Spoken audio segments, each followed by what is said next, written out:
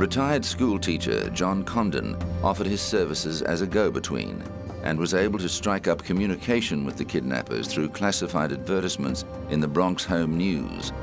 A sleeping suit sent through the mail convinced the Lindberghs that the contact was legitimate. On April the 2nd, after receiving an anonymous phone call, Condon delivered a ransom of $50,000 in new bills and $20,000 in soon-to-expire gold currency to a man who handed him a note claiming the boy was being held on a boat at Martha's Vineyard. But when Lindbergh went to the marina, there was no sign of his child.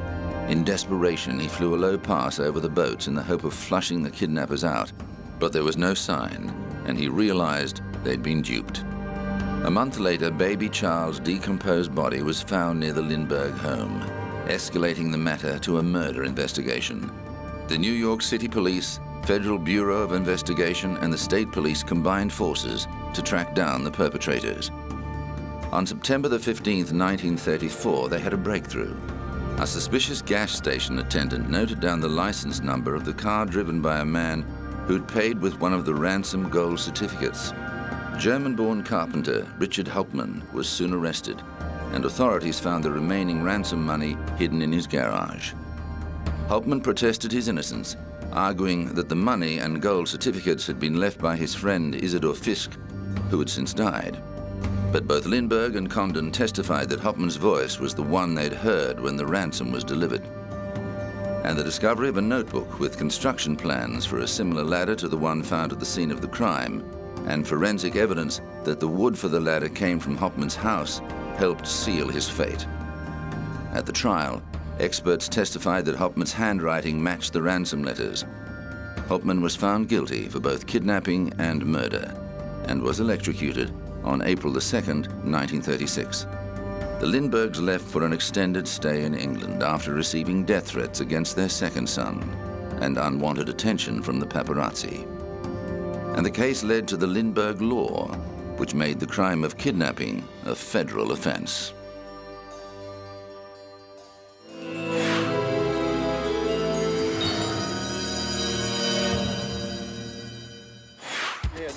In the 80s, he was a chart-topping superstar, selling millions of albums around the world.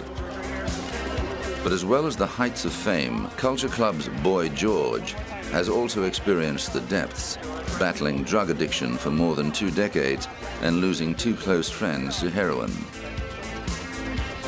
George's association with drugs and the people who take them led to a very public arrest in 2005. He was charged with cocaine possession after police found 13 bags of the drug in his New York apartment when they responded to a burglary report. The case was heard in Manhattan Criminal Court in March 2006, and the singer, who was born George O'Dowd, pleaded guilty to falsely reporting a burglary. He was sentenced to 5 days of community service and fined $1,000. The judge dropped the drugs charges, which could have meant a prison sentence of up to 5 years, but ordered George to attend drug rehabilitation. The singer maintained the drugs did not belong to him, but had been left behind after a party. His lawyer said George was looking forward to putting the incident behind him and getting on with his career. He was relieved. I'm relieved. His manager, Jeremy Pierce, who's here, is relieved. I think there was a cloud over George's head while this case was pending, and now he's free to get on with his life, and he feels very much relieved. George's manager said a criminal conviction would not affect the British-born singer's U.S. residency. He's free to come back and work here now. He's very, very popular in America, as he is everywhere, as a DJ, and he'll come back and do more of that for sure. And we hope he'll come back and play concerts in due course as well. But only a couple of months later, George was back in court, being threatened with jail for not carrying out his community service sentence. Criminal court judge Anthony Ferrara gave George 2 months to complete the 5 days of community service. Defense lawyer Louis Freeman had argued in court that the singer was hoping to avoid the humiliation of dragging a rake around a city park and wanted to work with an AIDS charity. But the judge appeared angry and insisted that George would be treated the same as any other offender. He told him It was up to the singer to make his community service an exercise in humiliation or an exercise in humility, adding that if Boy George did not complete his community service, he would be jailed. George duly appeared on the streets of New York and completed the sentence, his actions recorded by a big posse of media. In 1995, George recounted his drug-induced fall from grace and how he had finally kicked his heroin habit in the autobiography Take It Like a Man. Later, he made a new career as a disc jockey and record producer.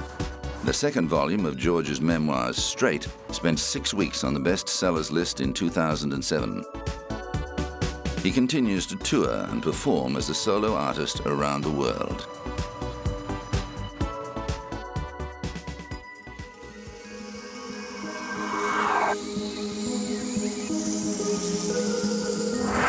Coming up, the assassination of JFK.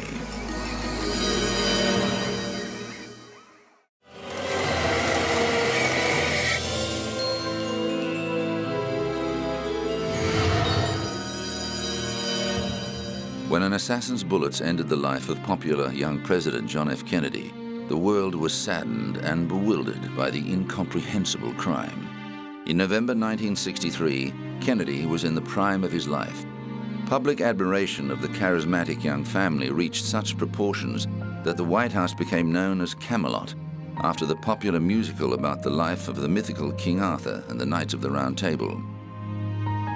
His presidency had seen controversy, with a botched invasion of Cuba, the world on the brink of nuclear war during a missile crisis, and an escalating military commitment in Vietnam.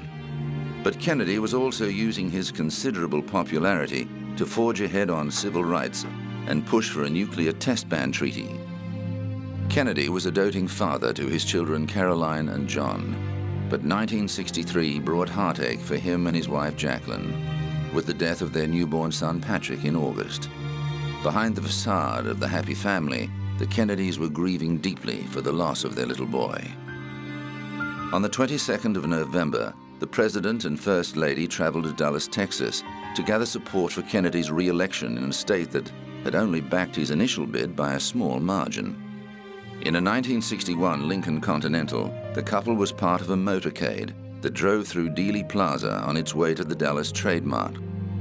Despite a recent security scare involving America's ambassador to the United Nations, the Secret Service told Dallas police not to assign their usual armed posse of homicide police to the rear of the motorcade. At about 12:30 p.m., shots were fired from a nearby book depository, hitting Kennedy in the upper back and head, fatally wounding him and injuring the governor of Texas. Less than half an hour later, the president was declared dead. A doctor in the emergency room at Parkland Hospital later told an official commission that the president was so severely wounded there was never any hope of saving him. A priest administered the last rites, but the president was already dead. Kennedy's death plunged the United States into mourning. The world was paralyzed with shock. Less than 1,000 days into his presidency, America's youthful hope for the future was lying in a coffin, and the era of Camelot was at an end. The country's 3 major television channels suspended their regular programming to bring round-the-clock updates of the biggest news story in history. The United Nations General Assembly joined in a minute of silent tribute to the man who had fought so hard for the ideals of international cooperation. For a short moment, Cold War hostilities were suspended as East and West united in sorrow.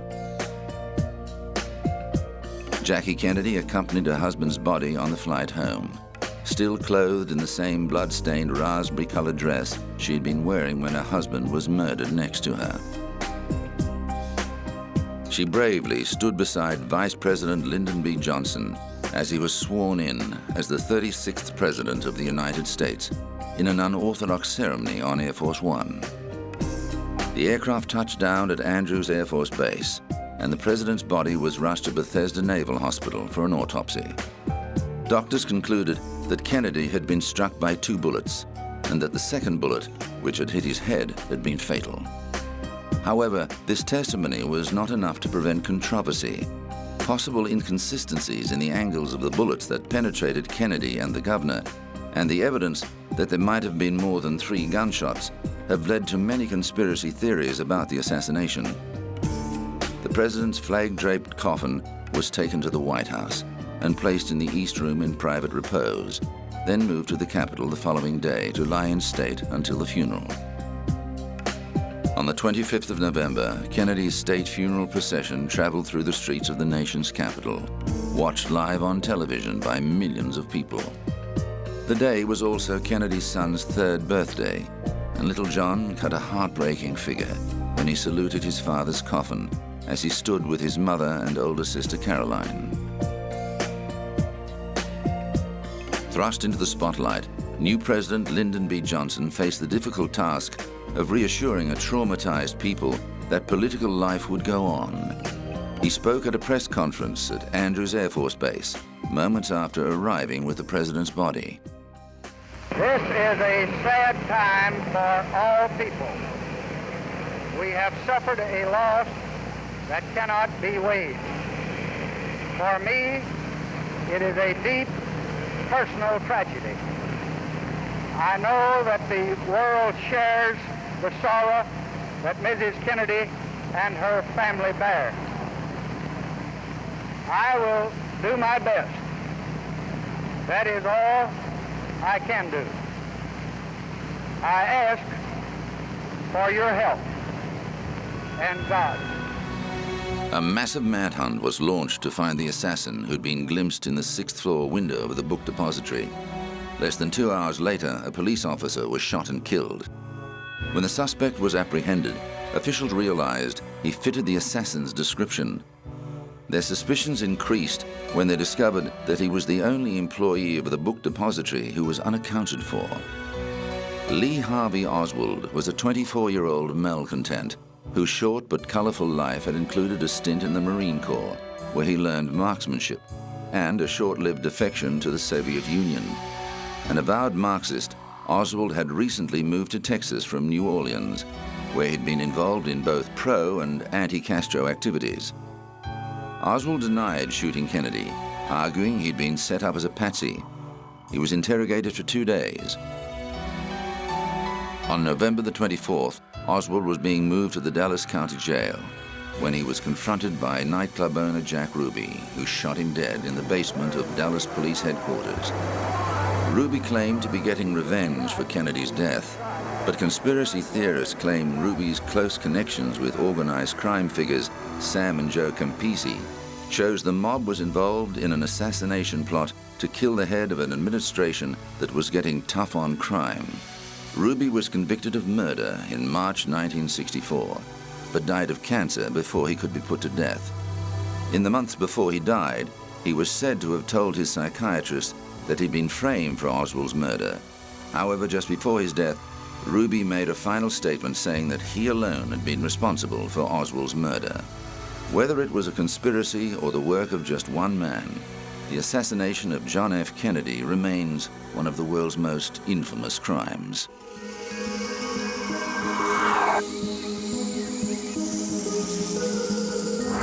Coming up, did Lizzie Borden murder her parents?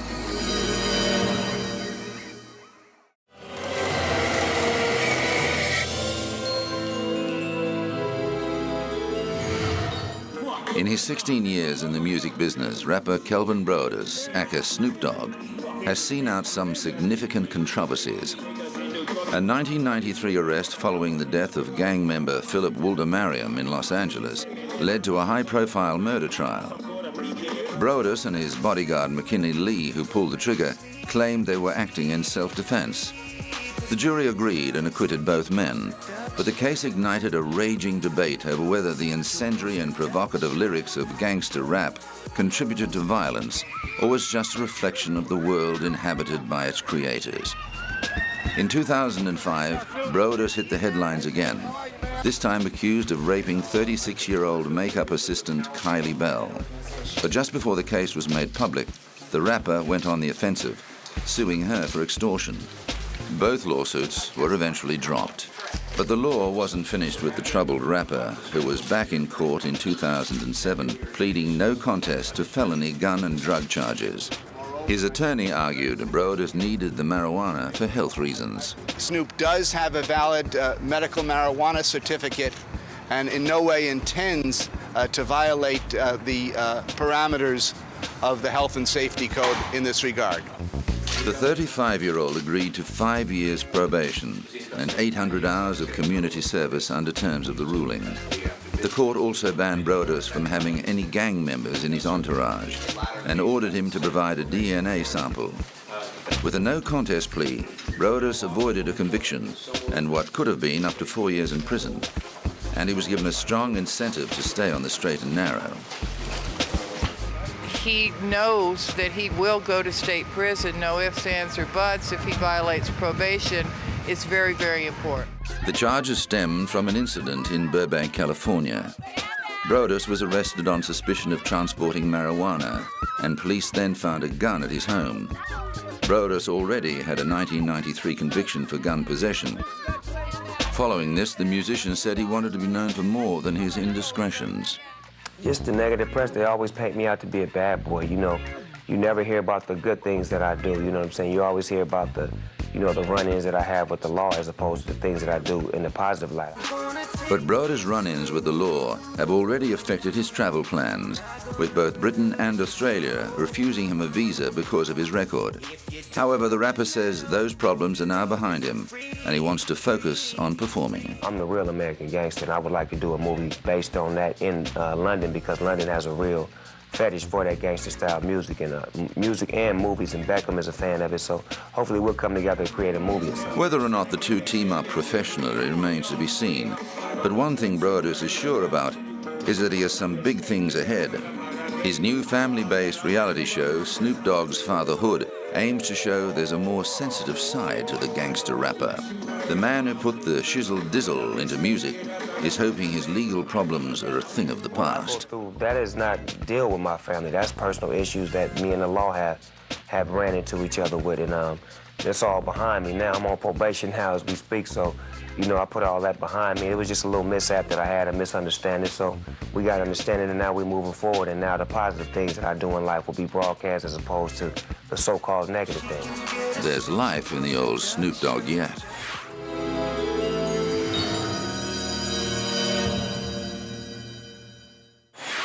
Since the September 11 terrorist attacks, there's been a rising fear that the United States could be the target of a biological or chemical assault. On October the 5th, 2001, American media photo editor Robert Stevens died after inhaling anthrax spores from a deliberately infected letter. A couple of weeks later, 2 postal workers were killed by the same strain of anthrax. Investigation showed that a series of anthrax-laced letters was sent to various American organizations. However, the crime remains unsolved. The U.S. State Department directed all missions based outside the United States to have a 3-day supply of the antibiotic Cipro for all employees. But some say civilian stockpiling of Cipro is not a good idea.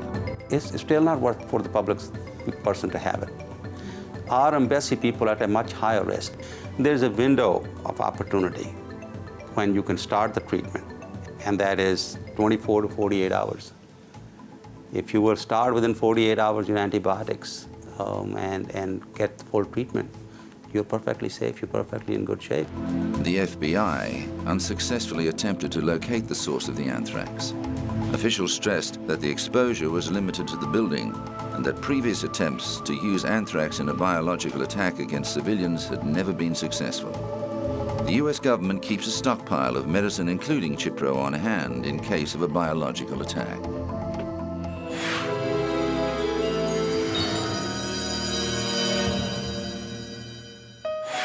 Lizzie Borden took an axe, gave her mother 40 whacks. When she saw what she had done, she gave her father 41. For more than a century, the story behind this schoolyard ditty has intrigued America. Did Lizzie Borden really murder her father and stepmother in cold blood? Or did somebody else commit the gruesome murder? August the 4th, 1892 started like any day in the quiet New England town of Fall River. But late that morning, Irish maid Bridget Sullivan was startled to hear the 32-year-old daughter of the house call out to her that someone had murdered her father. Lizzie said she found Andrew Borden slumped on the sitting room sofa. When the doctor arrived, he discovered that the head wounds were so severe, one of Andrew's eyes was severed. The body of Lizzie's stepmother, Abby, was found upstairs in the guest room. She'd also been bludgeoned to death in a frenzied attack. It didn't take long for police to finger Lizzie as a suspect. She'd had opportunity, and with evidence coming out that her father planned to change his will to make his second wife the main beneficiary, she had motive. The problem was there didn't appear to be any blood on her clothing. Police found a hatchet in the cellar, which they assumed to be the murder weapon, but it was too clean. A few days later, one of Lizzie's friends saw her burning a dress in the kitchen stove. Lizzie said she'd wrecked it by brushing against some wet paint, but testimony about the dress was enough to prompt a judge to commit Lizzie to trial for murder. When the case was heard later that year, the prosecution attempted to tie together circumstantial evidence to connect Lizzie to the crime, but with no conclusive proof, the jury took just an hour to acquit her of all charges. Lizzie inherited her father's fortune, but spent the rest of her life a social outcast. She died in 1927, taking the truth to her grave.